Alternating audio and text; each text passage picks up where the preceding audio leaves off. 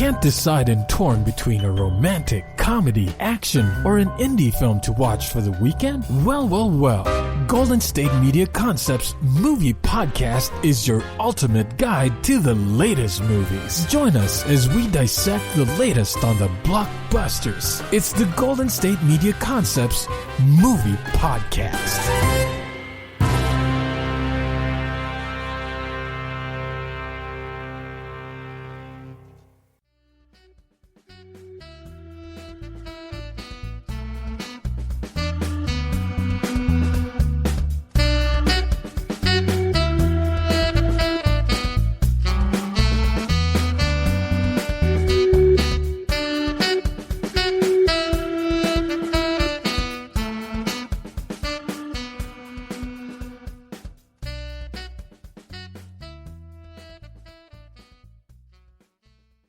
Hello and welcome to the GSMC Movie Podcast, brought to you by the GSMC Podcast Network. I am your host, Davey Peppers, and I am very excited for this weird and literary and theatrical episode. So I have been going back through the backlog of 2020 films that I was meaning to catch up on that I never actually got around to, and I decided to watch Netflix's The Half of It, which originally released at the beginning of May of last year.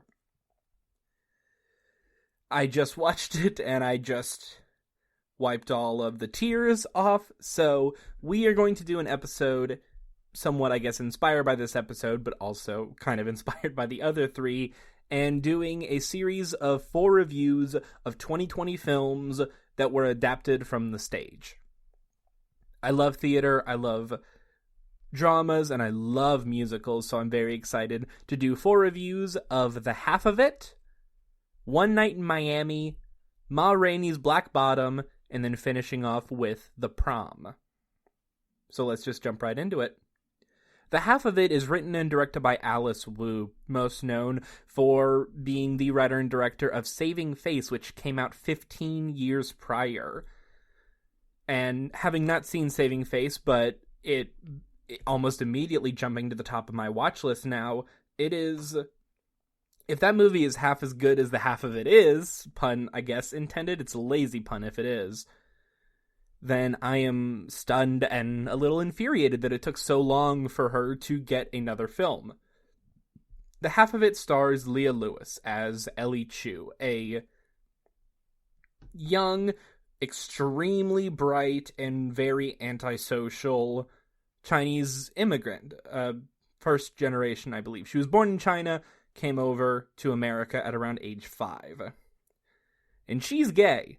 And she does not seem to accept or really acknowledge that fact about herself, but it somewhat comes to a head when her business, quote-unquote, of writing other people's essays for them takes a turn when Paul, a football player who is very sweet and kind of stupid, comes to her and says, "Hey, one of the most popular girls in my school, this girl named Aster, I'm in love with her. She's the person I want to be with for the rest of my life. Can you help me write her a love letter?"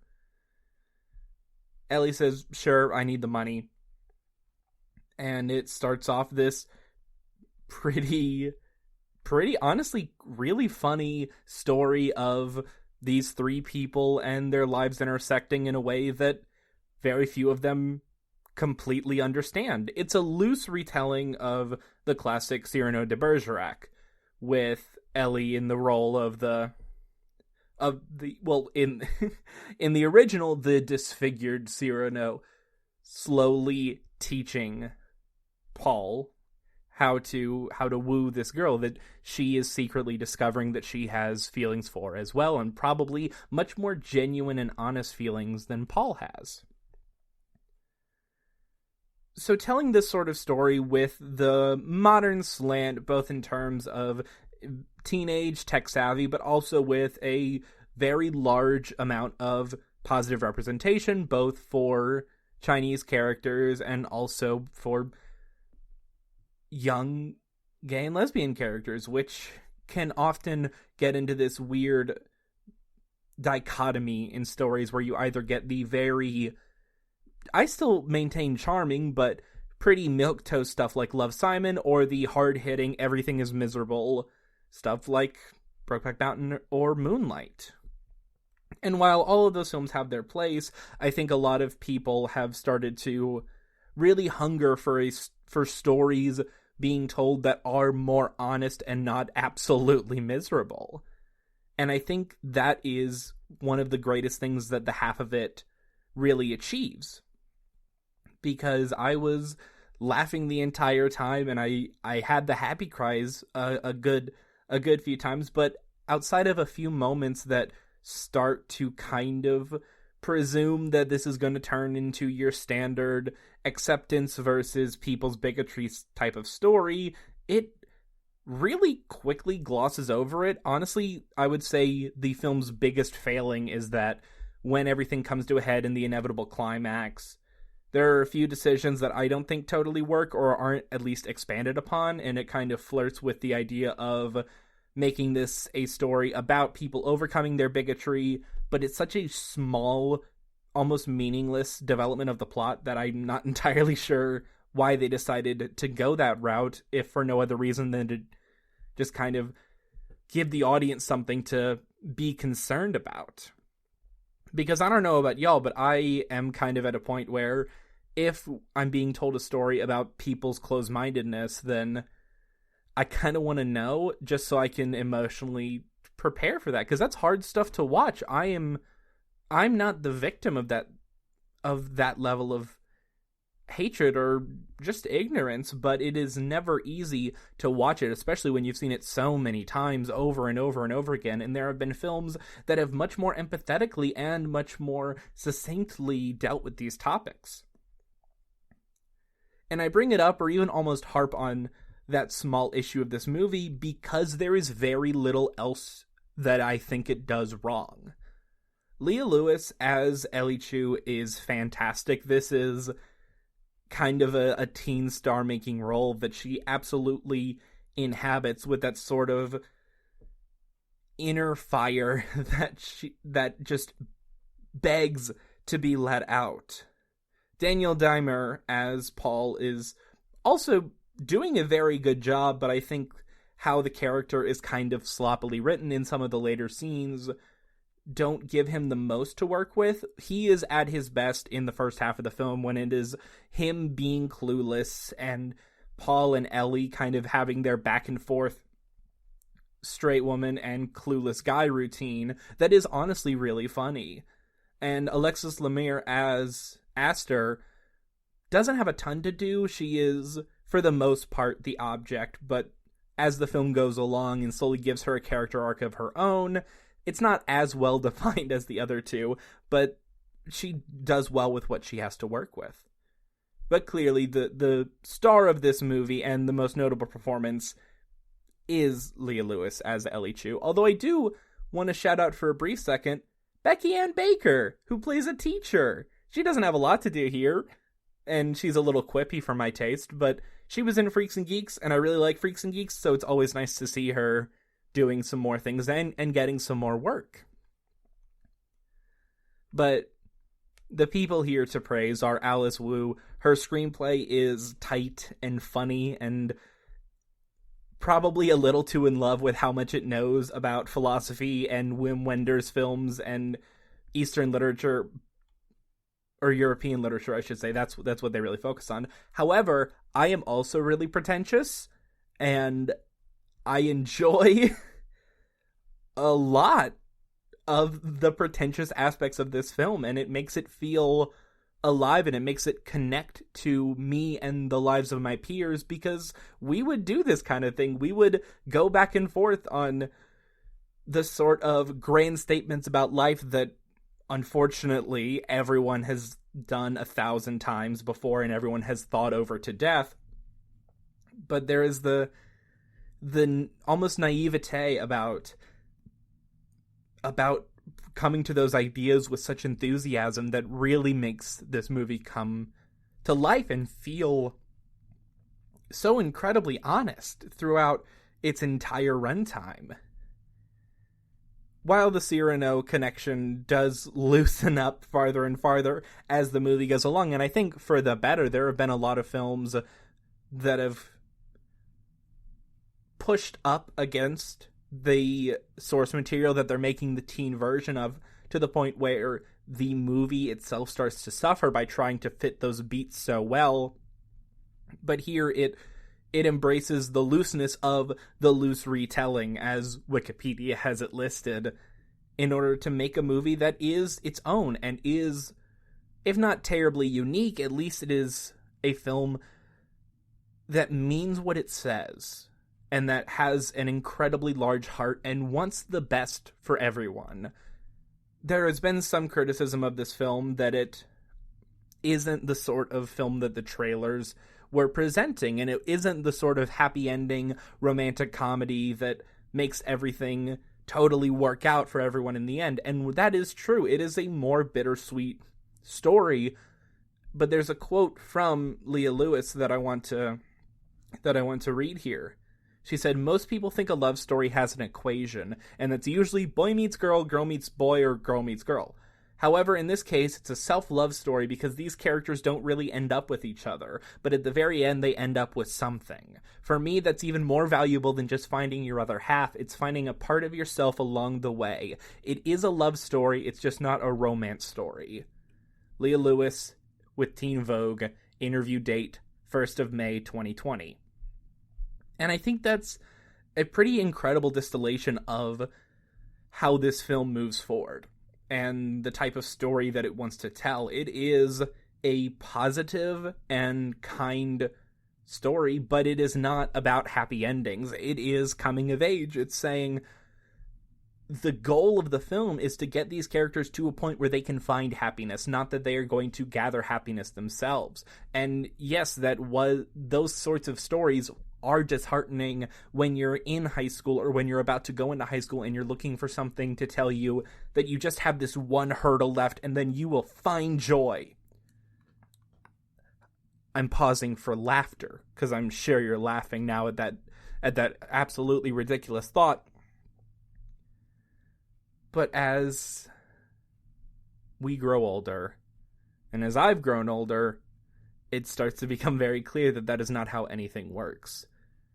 That this period of life that these characters are in and that we are reliving through viewing their experiences is not the end-all be-all. Your life doesn't finish in high school unless tragedy has struck.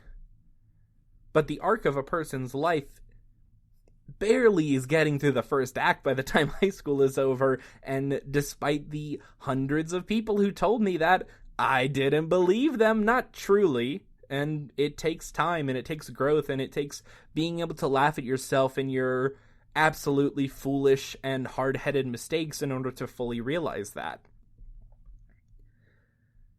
And that's really cool. Maybe there's something to be said for the half of it being a movie about youth made by people looking back on it fondly. It doesn't have the exuberance or the impossibility that some of the most beloved teen films has. It is aware, and it is to a degree cynical, but it has such a love for these characters, and it is in awe almost of the naivete that they show, that I think there's a lot of power to be had here. And forgive me for, I guess, kind of hinting at the ending through the Lewis quote. It's not a terribly surprising ending, all things considered. There are about 2.5 ways that the movie can go, and spoiler alert, it goes one of those ways. There isn't some horrific, awful twist that bogs the whole thing down or wreaks tragedy on everyone's lives. It's just a movie that wants to tell a story and give an idea, and I think it does that very, very well. By coming out at the halfway point or near the halfway point of last year, the half of it did not appear on a lot of top 10 lists or best of the year lists or rundowns, mostly because May 1st, 2020 feels like it happened, I don't know, maybe like 780 years ago. But I think if you, like me, are in the January drought and you've seen most of the big awards films and you're looking for things to watch and enjoy and really connect to, This movie is still on Netflix, and it's a Netflix film, so it'll be around for as long as Netflix is. I think you should do yourself a favor and give it a shot. Not just because it's funny, not just because it's sweet, and not just because it has a lot of really powerful representation moments that are extremely successful. Well, I say representation moments. The movie is the representation moment just by virtue of existing. But there's a lot here. And it's good, and it's nice. It's a nice movie, and it makes you feel good when you're watching it, even when things go poorly. And I like that. And I like this movie. The half of it gets 9 out of 10 stars. Now, if you'll stick around, we have 3 theatrical adaptations to go, and we are going to move all the way down for One Night in Miami. So stick around for that. Want to know the latest and hottest music hitting the airwaves? Don't be left out. Listen to the Golden State Media Concepts Music Podcast. It keeps you on the loop with everything you need to know from pop, rock, hip-hop, and the top 40. And we'll throw in news of your favorite artists, concert and tour dates, and so much more. Listen no further, because this is the gold standard in music podcast.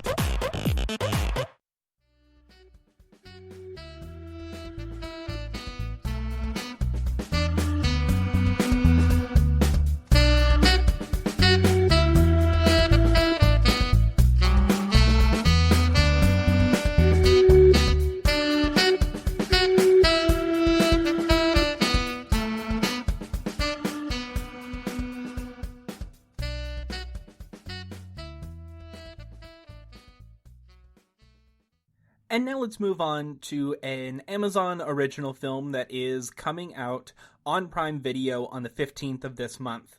One Night in Miami. This film is the directorial debut of actress Regina King, who has really blown up over the past couple of years with her Oscar-winning role in If Beale Street Could Talk and her role on the HBO continuation of Watchmen. She has just been having an incredible last few years, and this film is no exception.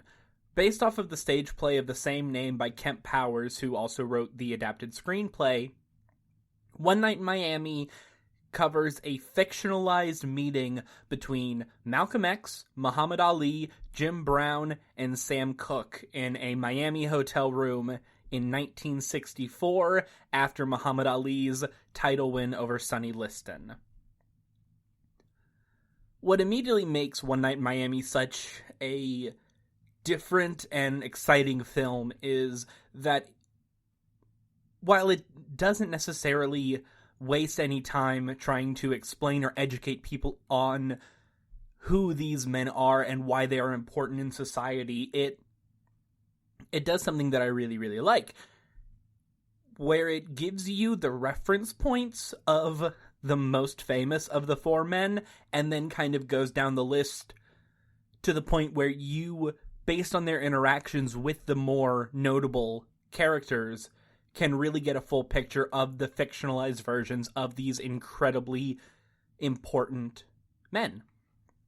So for me, the 2 of the 4 that I was familiar with were Malcolm X and Muhammad Ali, much more famous with the work and philosophies of Malcolm X, just because I'm interested in history and interested in politics.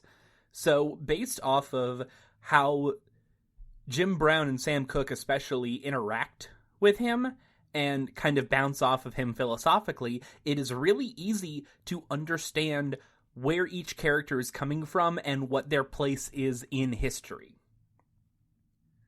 And I think that's just really, really cool, you know?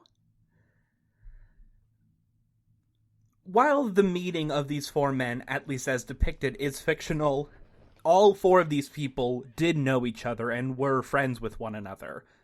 So there is almost the fly-on-the-wall sensibility of, this is fictional, but probably not.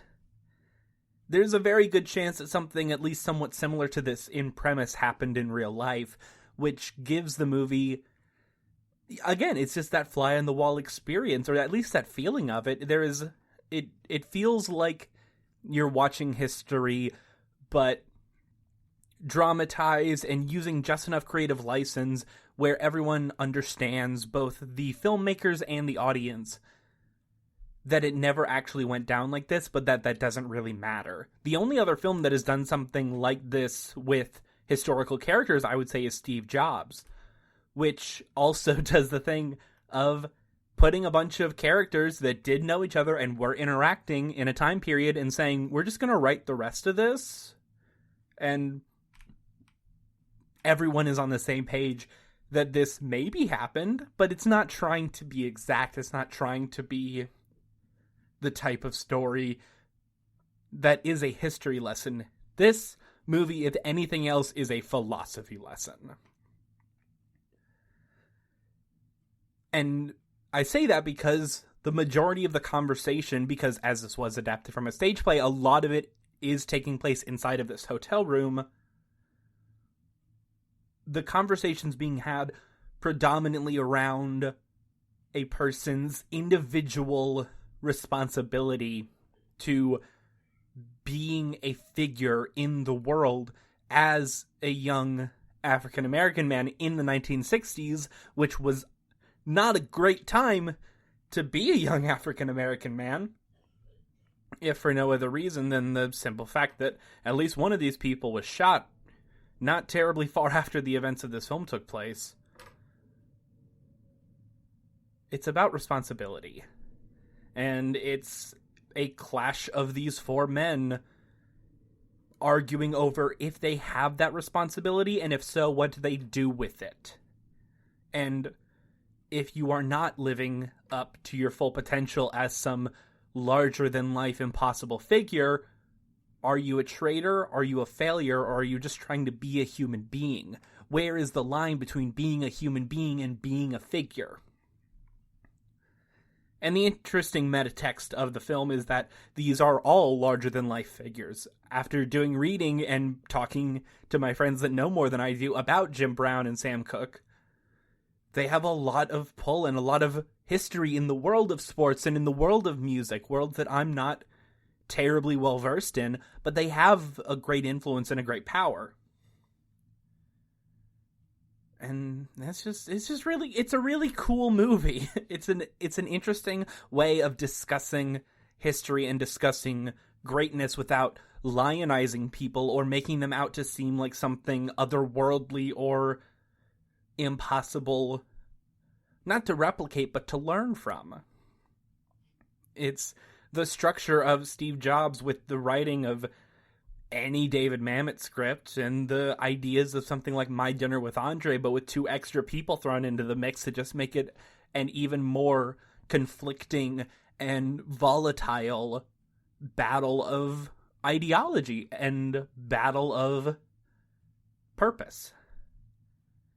I say battle because it's these different theories of life going up against each other and the friction and clash that comes from that. However, it's never animus. It doesn't have hate for one another, at least. These people are all friends, and they all do love each other, and you get that especially through the performances. Malcolm X was played by Kingsley Ben-Adir, who I want to see in every movie. He is fantastic here. Muhammad Ali is played by Ellie Gorey, Jim Brown is played by Aldous Hodge, and Sam Cooke is played by Leslie Odom Jr., who honestly I'm just very happy can prove that he is also good at being in movies in addition to being on stage. If you don't know, Leslie Odom Jr. played Aaron Burr on the Broadway cast of Hamilton. And also in the Disney Plus film, which is a recording of the original Broadway cast, but yeah. And while it is easy to discuss the film's philosophies and what it's trying to say and what it represents, and I think there is a lot of incredible value in that, and also a lot of value in talking about how good the actors are in portraying these characters, but making them proper characters as opposed to just historical figures, imbuing each of them with a life and a vitality that feels natural and feels organic to this film and to the story being told, as opposed to just pale imitations, I do want to give a special shout out and a special bit of praise to Regina King. Because for a first-time director to make a film that is not flashy and that is not obvious and that does not pride itself on being a film with a director, which I do feel a lot of especially first-time directors can do, or at least first-time dramatic directors. And I think this can happen a lot when comedy directors go into more dramatic pieces. We've seen this with films like Green Book and Joker, where they really push hard on the being directed, and it makes everything feel artificial and overwrought, and it makes the performances, it kind of crushes them a little bit, where they pop out in weird places and never really find their own shape. Here, there is such a confidence with knowing that you can't do a lot of crazy stuff in a movie that mostly takes place in a single hotel room. So she finds ways to make it breathe and make it feel alive without ever making it flashy. And it's not a non-pretty film, it's a very pretty film, but the actual direction and the placement of the camera and the guiding hand over the actors is something that I would not necessarily expect from a veteran director who has been doing this for decades. Outside of, like, the really good ones, obviously. And I cannot wait to see what Regina King does next, both as an actress and as a director, and I don't necessarily wish for her to stop doing one to appease the other, and maybe she should just do them both in harmony. I don't know, but either way, it is clear that this somewhat renaissance or newer audience for her is proving very useful, because she is extremely talented in basically everything she seems to do. I'm curious if she can write as well, because she sure as hell can act, and she sure as hell can direct. This film premiered at Venice this year, being the first film ever by an African-American woman at the Venice Film Festival. And that alone should probably belabor One Night in Miami's overall point, by discussing the world in 1964 and by using these people that are, to varying degrees, staples of 20th century American history. It should belabor the point that there is still work to do, and that telling these stories and having people talk about the world and the history in the way that Regina King and writer Kemp Powers do here is not only valuable and not only extremely entertaining and watchable, but a necessity of the value of film and the value of art. And that art means something. And that we can't just sit back and let it wash over us like some passive entertainment. I've seen this a lot with Amazon Studios films. Despite my grievances with even more things being taken over by the iron grip of Amazon, as a production company, or at least as a distribution company, these films have done a great job of not being passive entertainment. They have not been the stories that just exist. They have meaning, and they exist to talk about things, and I'm just really glad that these types of movies are being made and that more and more people are watching them.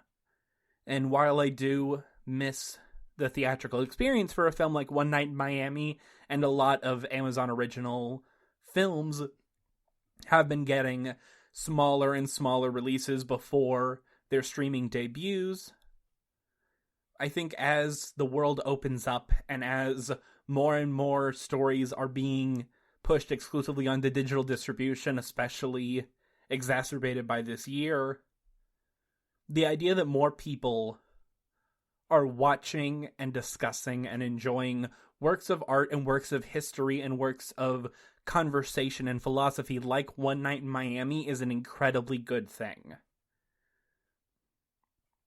This is not a film this is not a film that makes me wistful for the theatrical experience. It is a movie that makes me angry that due to the film not being rated PG, it probably will not be shown in schools nearly as much as it should, or if it is shown in schools, it's only shown in colleges or the really cool high schoolers. Or in the really cool high schools, I should say. And yeah, the film is rated R. It's got some language. But there is such power and potency and eye-openingness to this film and films like it. Films that actually discuss things and treat the audience with a personal and a historical reverence for knowing exactly what it's doing. One Night in Miami gets 9 out of 10 stars. So now, if you'll continue to stick around, and thank you so much for sticking around as you have, we are going to move on to a review of the adaptation of the August Wilson play Ma Rainey's Black Bottom, before finishing off with a review of the adaptation of the Broadway musical, The Prom. So stick around for that. Tired of searching the vast jungle of podcasts? Now listen close and hear this out. There's a podcast network that covers just about everything that you've been searching. Hey! The Golden State Media Concepts Podcast Network is here. Nothing less than a podcast bliss with endless hours of podcast coverage. From news, sports, music, fashion, cooking, entertainment, fantasy, football, and so much more. So stop lurking around and go straight out to the Golden State Media Concepts Podcast Network. Guaranteed to fill that podcast itch. Whatever it may be. Visit us at www.gsmcpodcast.com. Follow us on Facebook and Twitter, and download us on iTunes, SoundCloud, and Google Play.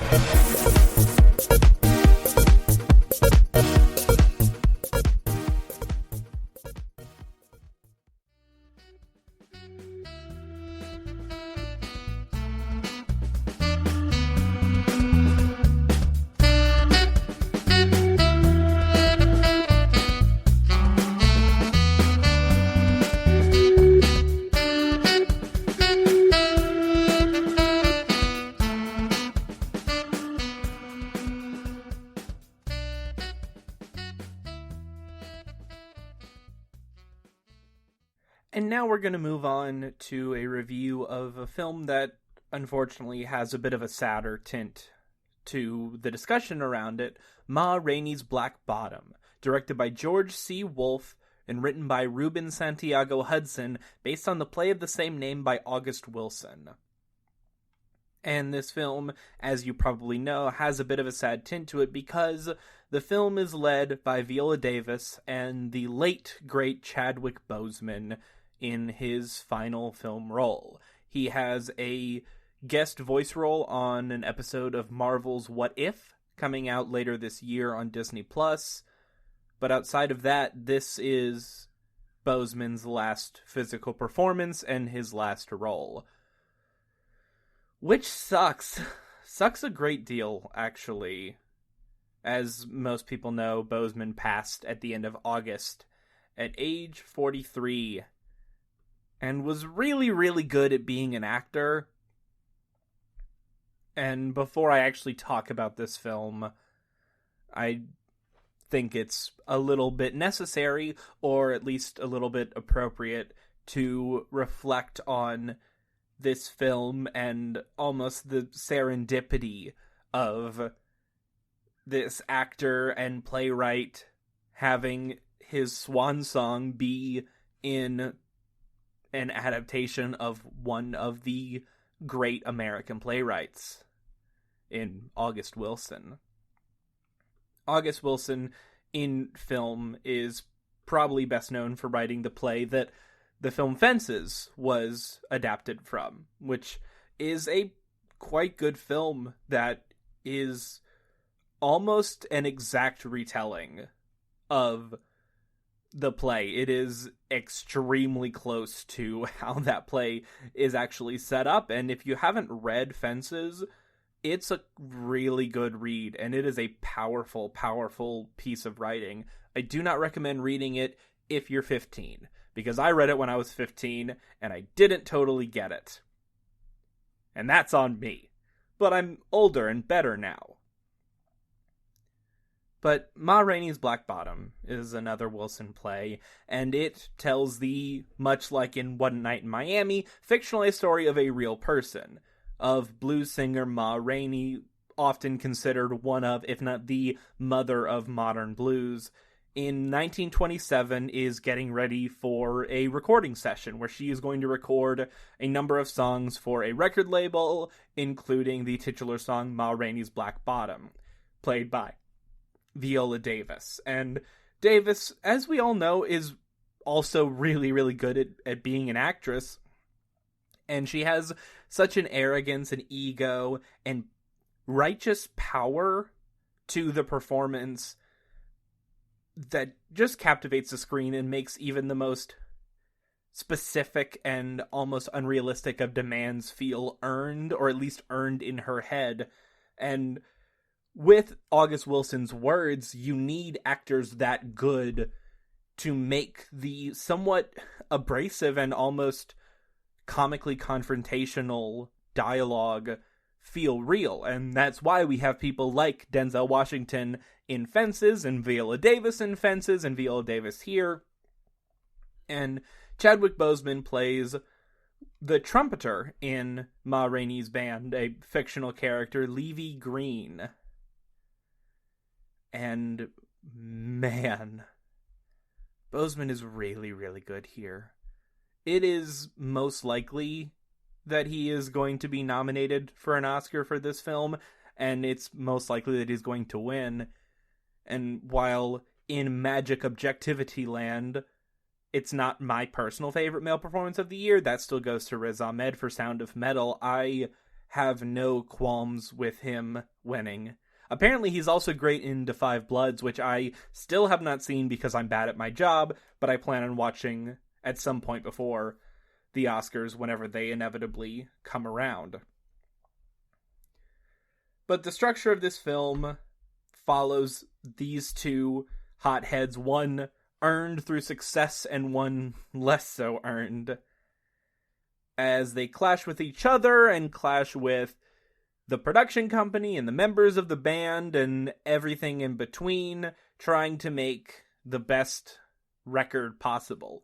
Levy wants to rewrite everything and give it that soulful flair, and Ma wants to keep everything the exact same and have everything the way that she knows it is and should be, because it's her song and her classic. Unlike One Night in Miami, however, moving away from the stellar performances, the movie gets into a bit of an issue when adapting August Wilson to the screen. And it's a similar issue that happened with Denzel Washington's adaptation of Fences. Wilson liked to play with space, and I feel like a lot of filmmakers, when adapting Wilson, will rest on the various setting changes used in the original text and not playing with it in its own right. I have not read the original stage play of Ma Rainey's Black Bottom, and I should at some point, and probably do some good comparisons between it and the film. However, having read Fences and seen it, it has a lot of the same pitfalls that I have found in that film, where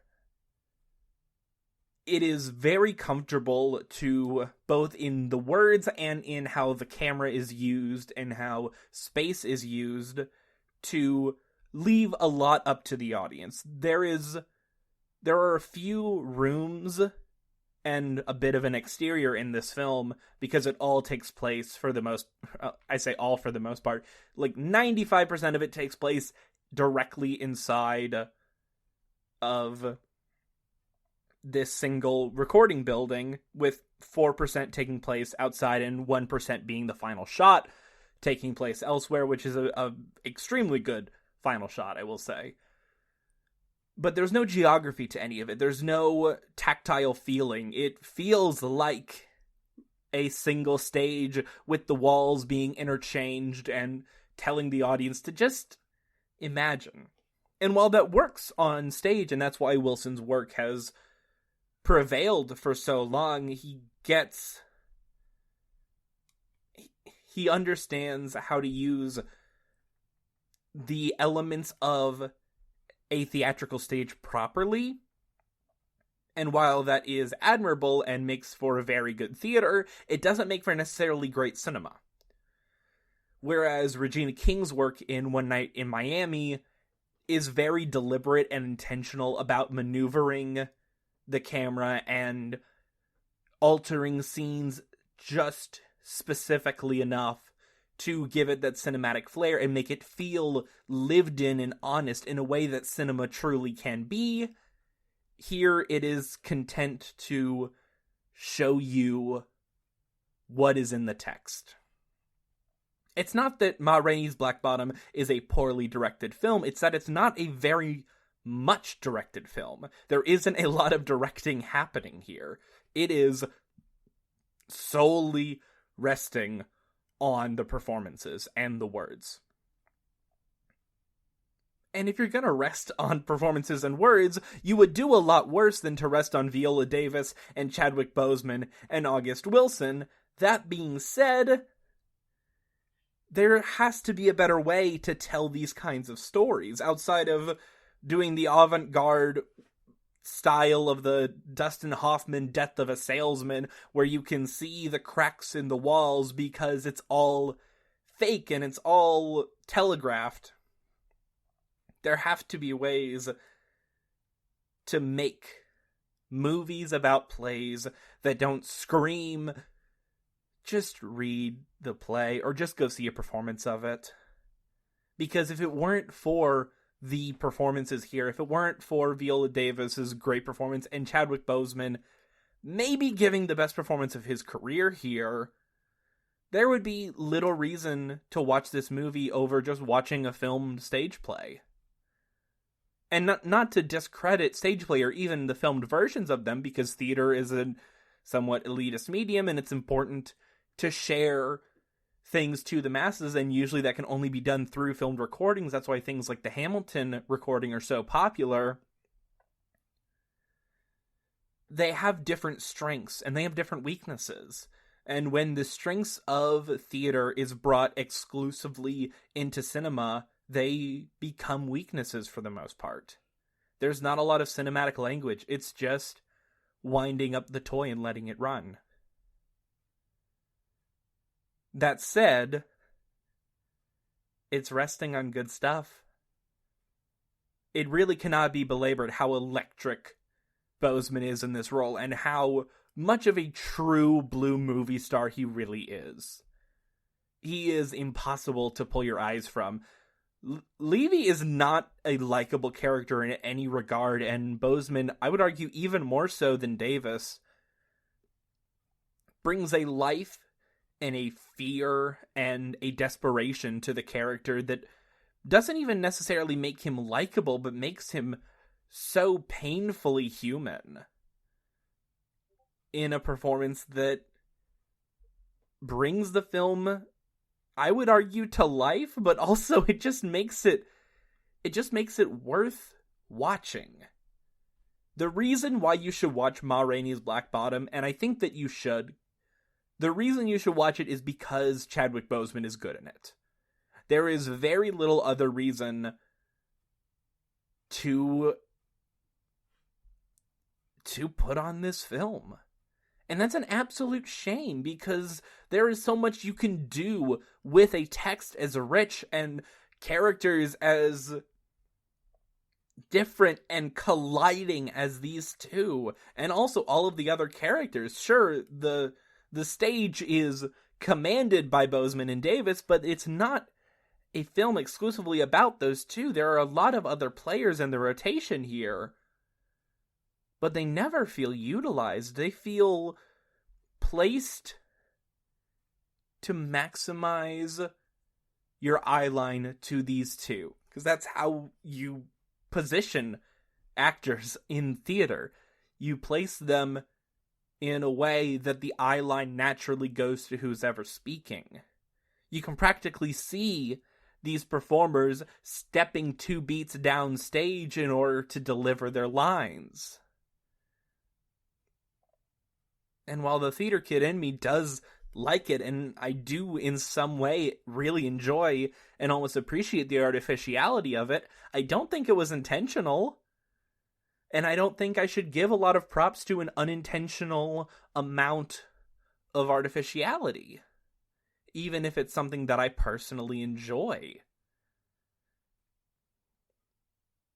Ma Rainey's Black Bottom is a good movie, and I like it, but I don't like it as a movie, if that makes sense. I think as a filmed stage reading of this play, it is exceptional. But I think as a piece of cinematic art, it does not succeed. And if it weren't for the strength of the original text and the strength of its 2 central performances, there would be little to recommend. And I know I'm going in hard on this, but it should be said that even though I really, really enjoy this movie, and I highly recommend you watch it, especially if you're not terribly familiar with the text, there is very little reason as a film that it should be the way that it is. And that is a distressing and disappointing thing. Ma Rainey's Black Bottom, despite all of my criticisms, despite all of my complaints, gets 7.5 out of 10 stars. Rest in peace, Chadwick Boseman. You went out with grace and strength, and by proving to the entire world time and time again that you are incredibly, incredibly good at what you do. And I really want to get a hand on some of the plays that he wrote, because I didn't even know that he was a playwright. But he wrote a couple, and apparently some of them are quite good. And I think I want to do some reading. So if you'll stick around for the final review of this theatrical extravaganza, is for a review of the Netflix adaptation of The Prom. So stick around for that. It will not be as positive as these last 3 reviews have been.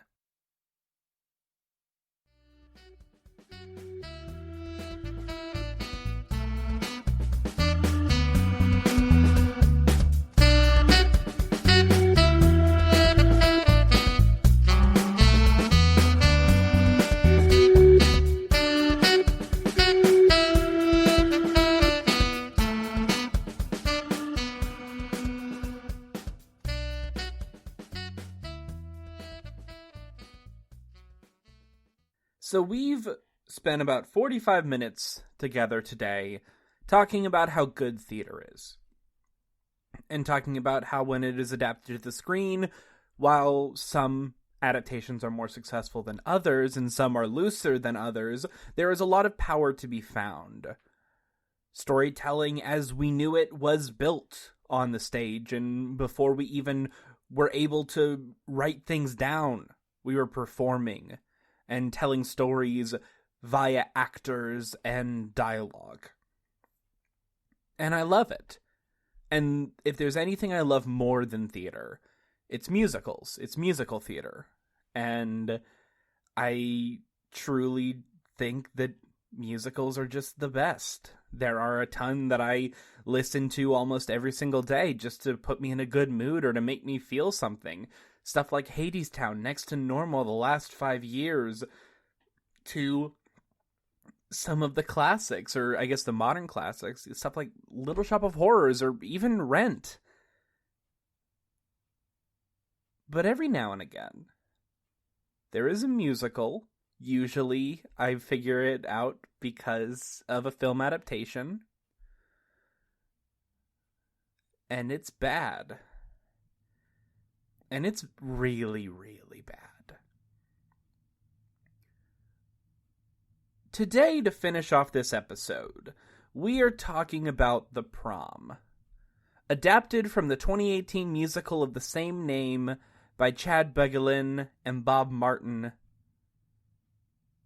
and Matthew Sklar. The Prom did not get incredible reviews upon its Broadway debut. It was generally seen as a bit self-aggrandizing and overindulgent. I can see their point. The first note, at least for me, that The Prom was going to be a bit of a mixed bag, to say the very least, was that it was one of the many projects being headed by Ryan Murphy, who is most known for his work on programs like American Horror Story or Glee.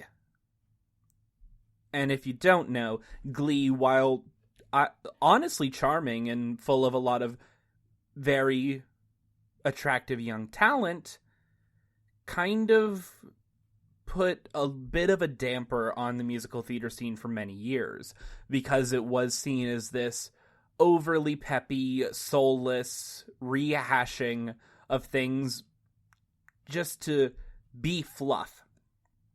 And I think, as we've proven today, theater is so much more than just that meaningless fluff. The musicals that I've mentioned, not even to bring up everything Stephen Sondheim ever did, there is a lot of value here, and there is a lot of importance. So, to come to The Prom with that much love for the art of theater and the art of musical theater, to be hit in the face with a tone-deaf, vaguely offensive, deeply misguided, and ultimately so fluffy and without any substance that it's practically dissolving in your hands, I am upset. I'm really, really mad that this movie is the way that it is. For those who don't know, The Prom stars Meryl Streep, James Corden, Nicole Kidman, Andrew Rannells, Keegan-Michael Key, Kerry Washington, and introducing Jo Ellen Pellman. Pellman plays Emma Nolan, a high school student from Indiana who, upon asking if she could take her girlfriend to her school's prom, causes a giant PTA storm where everyone gets mad, and Kerry Washington, as the PTA leader, says a bunch of just truly horrible things before canceling the school's prom. You know, making all the bullying worse. The bullying that statistically affects LGBT plus youth far more than non-LGBT plus youth. Yeah, so it's great optics. For down on their luck Broadway actors, played by Streep, Corden, Kidman, and Rannells, find this cause on Twitter, and in a somewhat desperate bid to get some notoriety back and get some good press, storm the Indiana Parent-Teacher Association meeting and say, "This is our cause now, and we are going to make sure you don't do the bad thing." And over the course of the film, they grow a nice relationship with the young girl and with her caring principal, played by Keegan-Michael Key, and everyone eventually learns to love each other. The first thing about The Prom that feels already very out of place is that the original musical was inspired by a real-life incident that happened in the early 2010s. It was tragic and honestly kind of despicable. It happened in 2010. It was in Mississippi, and a young woman asked if she could take her girlfriend to the high school prom, and they canceled the prom, and then parents organized a secret prom for all the other students aside from the girl in question. It was awful. And deeply disturbing to read about even now. And the reason why it's deeply disturbing to read about is because it was in 2010, and we were generally a lot less aware of, non-straight people being human beings as a world and as a populace. So it feels almost like looking back to a darker, weirder, more upsetting time. In 2020, there are a lot bigger issues, and while we have gotten nowhere near close to the amount of necessary acceptance and understanding for people that do not fit into the strict gender or sexual orientation roles, it's not this comical. And if you're going to make a movie in the modern age about these issues, you have to come at it with a little more nuance. I know that Murphy is an out, and has been for many, many years, gay man, and he has made some really good stuff that has actually dealt with these issues. His adaptation of Larry Kramer's The Normal Heart is a fantastic movie. He produced the remake of The Boys in the Band earlier this year. There is stuff that he has been involved with that has dealt with these topics with the nuance that they deserve. And I don't know if the Prom is going for satire or to make us hate these 4 Broadway characters that just storm in and say, "We know what's gonna fix everybody." But that's how it comes off. These people are despicable and selfish and cruel. The only real moments of humanity come with Keegan-Michael Key and Jo Ellen Pellman as Emma. And both of them, for what it's worth, do a very good job. Jo Ellen especially, she has some songs in here where she is singing and acting her heart out. And her singing is, I will say, a lot better than her acting. But that's fine, she's relatively new. And honestly, with a role like this, it's more important that your voice is great, and her voice is great. But everything else around this film, the glitz and the glamour and the attempts at comedy, or God forbid any social relevance, just fall so flat and so uninspired. What makes musical theater so good, as someone who has done it for most of his life in school and community theaters and just singing show tunes with friends drunk on the floor, there is a feeling of being home. And I know that that feeling is magnified 10, 15, 20-fold for my many friends who are performing alongside with me with these types of secrets or these types of identities, if they were lucky enough to be in a family that would accept them if they were open about it. There's a lot of power in show tunes. There's a lot of beauty in it, and what makes the Prom so callous and so unnecessary to me is that it breezes past them. It is the kid in the back of the class who needed an extracurricular, so they signed up for the show and they got the lead because they were pretty. And they were flat on all the notes and everybody knows it. But nobody cared enough to stop it. And yes, I'm being elitist and overprotective and somewhat objectively a jerk about musical theater, and I have been my entire life, and I'm not necessarily proud of it, but it's what you have to do for a place and a people that made you who you are.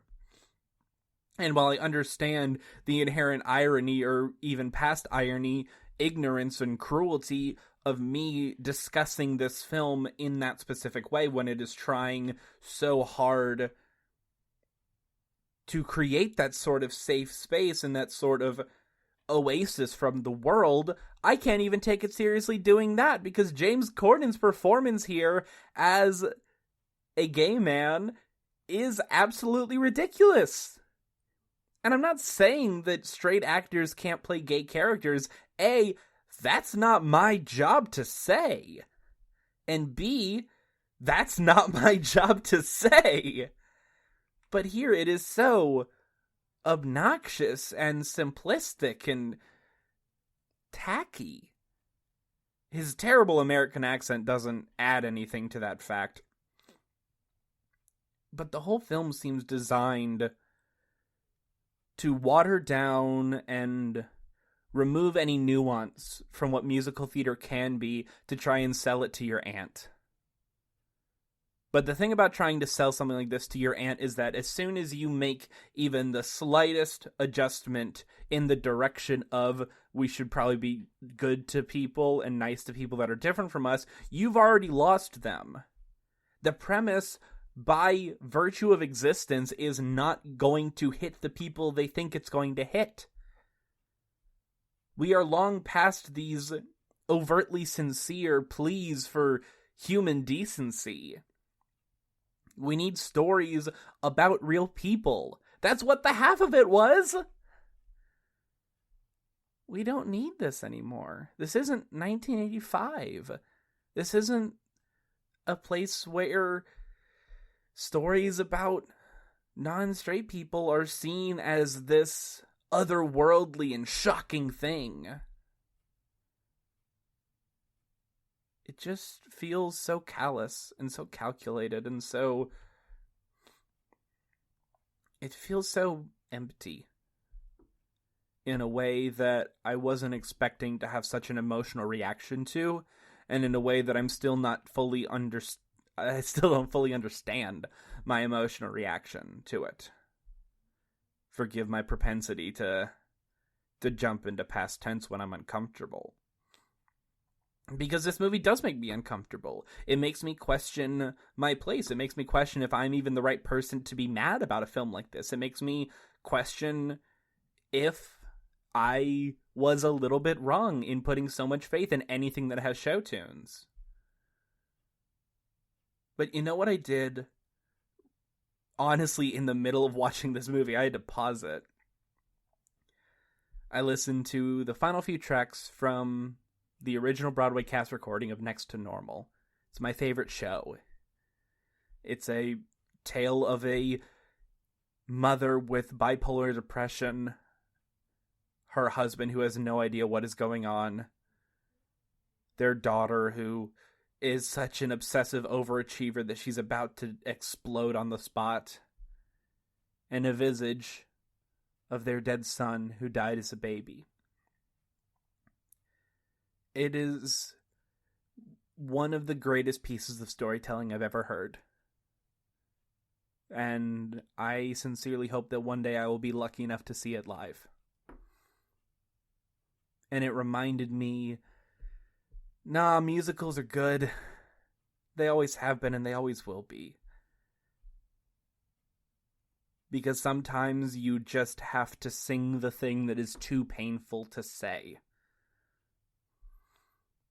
And sure, the Prom may look at music as, oh, when you just have so much love and happiness and energy in your heart, that's when you gotta sing.